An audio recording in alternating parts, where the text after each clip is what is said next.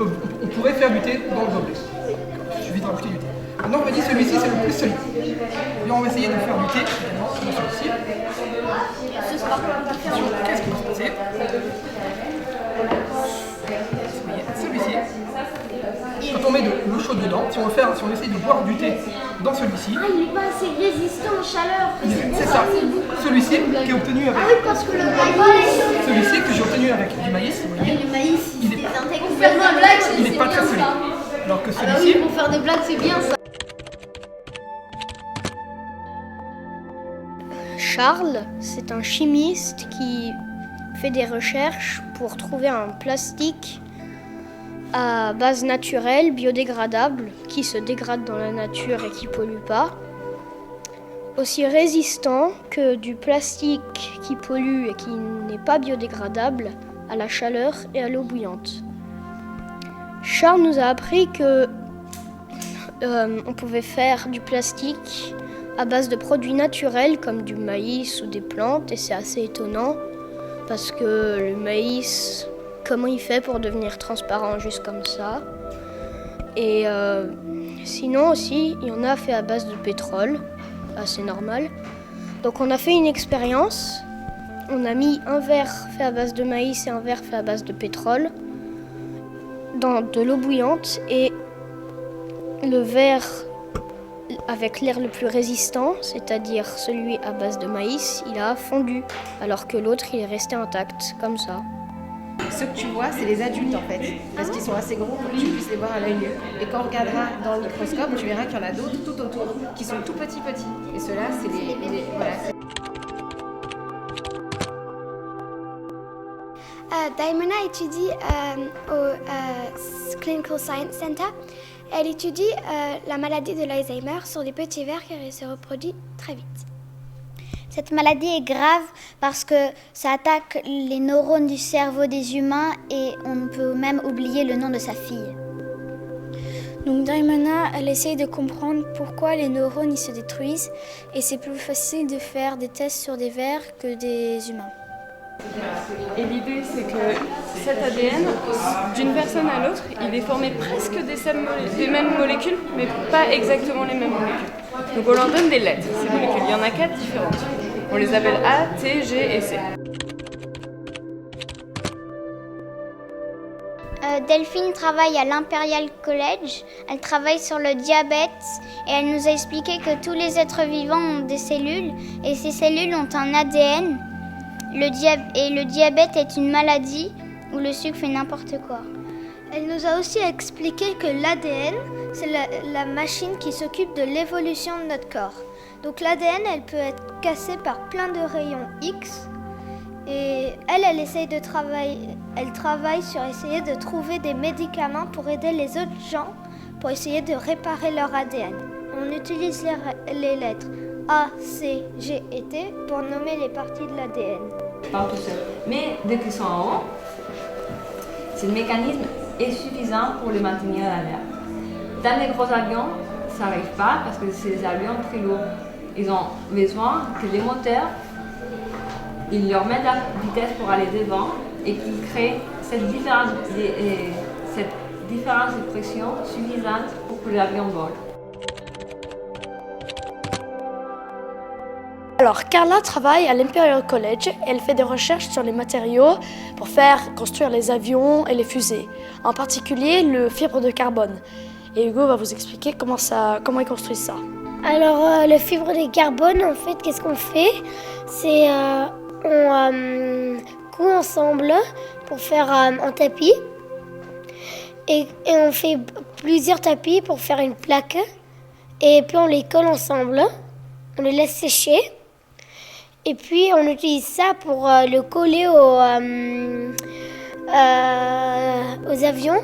Parce qu'en fait, comme c'est léger et ça casse pas, on utilise ça comme ça casse pas. Oui, mais est-ce que c'est possible que quand tu rentres dans un trou noir, après, tu ressors et t'es dans le passé? Ça c'est une très bonne question. Alors de ce que je sais, peut-être pas, mais oui, il y a beaucoup de théories qui sont vraiment différentes. Mais si tu veux faire ça, va falloir étudier un peu la physique parce que c'est. Jean travaille à l'Imperial College et essaye d'améliorer les performances dans les virages pour les F1, pour les Formule 1. Il utilise le vent pour que les voitures restent collées au sol. Par exemple, si on utilisait des voitures en forme d'aile d'avion, au virage, la voiture s'envolerait car elle va tellement vite. Ce qui est bien, ce genre de recherche, c'est qu'on peut aussi les utiliser dans les voitures que nous on utilise. Voilà, le cœur est une pompe, voilà, on l'a vu avant, très bien. En fait, ces petits trucs-là, comme tu dis, c'est le signal électrique du cœur. Parce que dans ce qu'il y avait avant, vous voyez, il y avait le signal rouge qui se propageait. En fait, ce signal rouge, c'est le courant électrique qui va permettre au cœur de se contracter. Vous voyez, il va se propager à travers toute la paroi. Et c'est comme ça que le cœur se contracte et envoie le sang à travers tous les endroits du corps.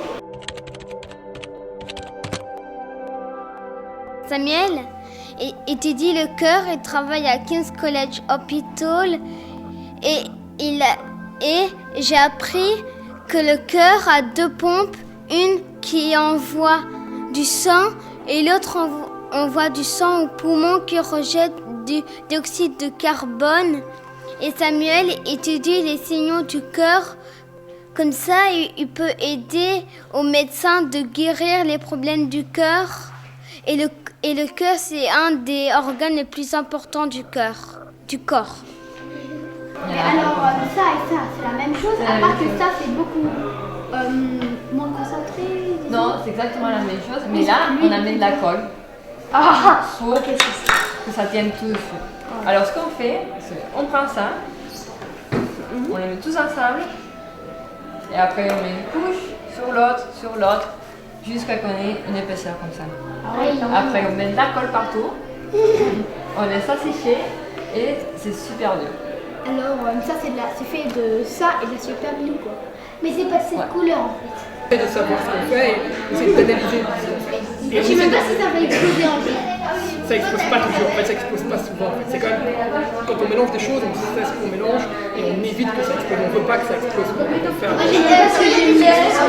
Donc si tu imagines que tu travailles dans un laboratoire, t'as pas beaucoup de temps, tu veux faire ton travail, tu dois tout le temps nourrir ta souris, etc.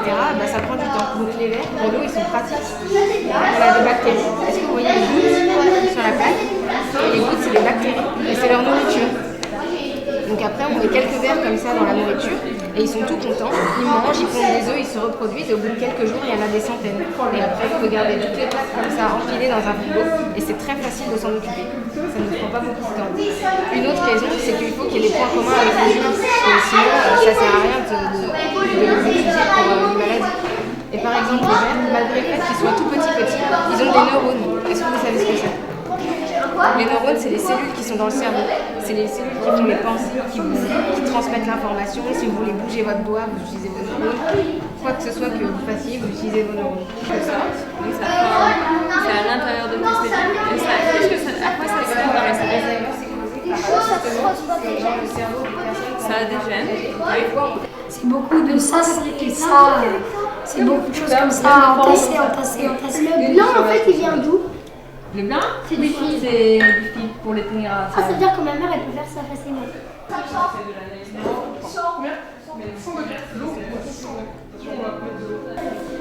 Donc pour qu'on envoie beaucoup de sang, il faut qu'à la base on en ait beaucoup du sang. Donc ça veut dire que le cœur, il faut qu'il soit comment? Grand, voilà, il faut qu'il soit gros. Donc il faut qu'il ait ce qu'on appelle un gros volume. Bon, comme je le disais, il y a aussi, non, j'en parlais avec le groupe précédent, d'après vous, le cœur, il va à peu près combien de fois par minute? On a compté l'année dernière quand on étudiait le cœur en anglais et on avait compté quelque part pour les enfants. Je sais pas, c'était 60 pour nous et 90 pour la maîtresse. Est-ce qu'il y a d'autres idées pour que les Formule 1 jouent plus vite? Oui, alors le gros. Ouais, mais sinon, ils se crachent. Tu peux changer les pneus, tu peux changer les moteurs et l'aérodynamique, ce que je fais. Mais le plus gros souci qu'ils ont, c'est de s'assurer que les voitures n'aillent pas trop vite pour garantir la sécurité des aérodynamiques. La voiture, si elle est super rapide, est-ce qu'elle peut commencer à sauter comme ça, et s'envoler? Il y a eu des accidents, par exemple, au Mans, il y a quelques années. Donc les 24 heures du Mans. Il y a les couleurs qui sont la maison aussi, ok? Il y a vert, rouge, bleu et jaune. 4 possibilités. Selon dans quel ordre ces lettres sont mises, la cellule va pouvoir lire les lettres, lire l'ordre des lettres et comprendre ce qu'elle est censée faire. D'accord? Donc c'est un programme d'action pour la cellule. Et celui-ci, vous voyez, que j'ai obtenu avec du pétrole. Attention, c'est un peu chauffé. Celui qui a obtenu avec du pétrole, il tient le. Bien, mon travail, c'est de faire du plastique obtenu avec du maïs et si possible, qui résiste à la chaleur. Faire le même obtenu avec. C'est pour ne pas polluer. On n'a pas encore complètement réussi. C'est pour ça. C'est pour ne pas polluer les deux, non?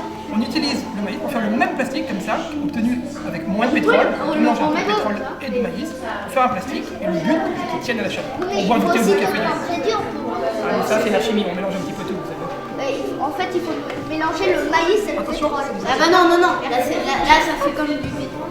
Je crois que là c'est le nom. Je savais pas qu'il y avait autant de domaines dans la science. Et c'était vraiment impressionnant. Je pensais pas que ça existait tout ça. Et c'était vraiment bien.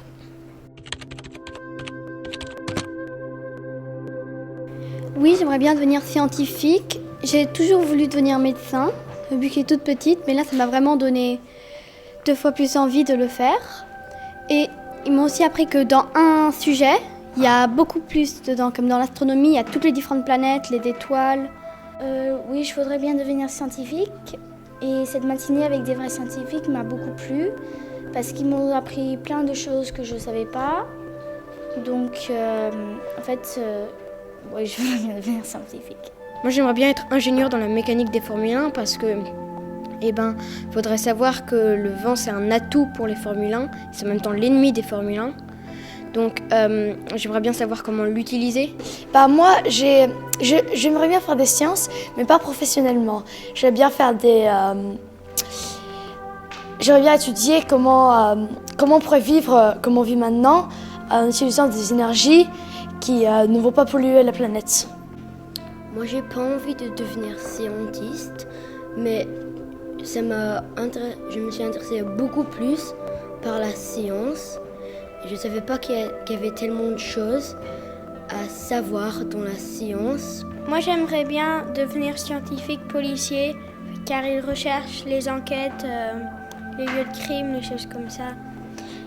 Oui, parce qu'on peut faire plein d'expériences sur un certain sujet pour faire évoluer dans ce sujet. Moi, j'étais déjà passionnée d'ornithologie avant, mais recevoir les scientifiques, ça m'a donné encore plus envie de le faire. Alors, moi, j'ai pas envie de devenir scientifique, mais c'était assez bien de rencontrer des scientifiques et qu'est-ce qu'ils faisaient. Ça m'a donné envie de travailler sur les Formule 1, car en même temps, on apprend sur d'autres choses, par exemple sur le vent, sur les moteurs. J'aimerais bien être scientifique, c'est important, comme sans les scientifiques, on serait plus ou moins rien du tout. Ça m'intéresse vraiment de devenir scientifique parce que quand on croit qu'on fait une matière, par exemple l'espace, on apprend aussi beaucoup d'autres choses sur beaucoup d'autres choses. Et donc j'aimerais bien découvrir l'attraction des planètes, comment ça marche, et la masse et la gravité.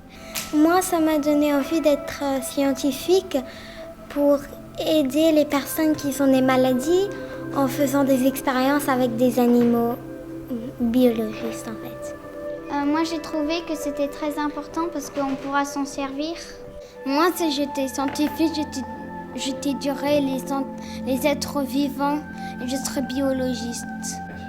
Oui, moi j'aimerais bien être scientifique car ça m'intéresse de faire des recherches et d'aider les gens qui en ont besoin. Moi, ce qui m'intéresse le plus, c'est l'astronomie, les découvertes des nouvelles planètes, des nouvelles galaxies, de tout l'univers et tout, pour voir s'il y a d'autres êtres vivants, ou si on pourrait faire amitié avec eux ou inventer des nouvelles choses. Découvrir des nouvelles choses, ça me donne envie d'être scientifique. Quand les scientifiques sont venus, ils m'ont tous donné envie de devenir une scientifique. Et si je voudrais être une scientifique, je pense que je voudrais faire soit travailler dans l'espace, soit à propos des atomes ou alors la chimie. J'aimerais bien être scientifique parce que déjà chez mon grand-père j'ai des choses pour faire de la science et j'aime bien faire de la science. Moi j'aimerais pas forcément être scientifique, mais moi sur la télé avant je regardais que des dessins animés, mais maintenant je regarde beaucoup plus souvent des documentaires sur les animaux et comment la proie va dans la savane va réagir et les choses comme ça et les opérations.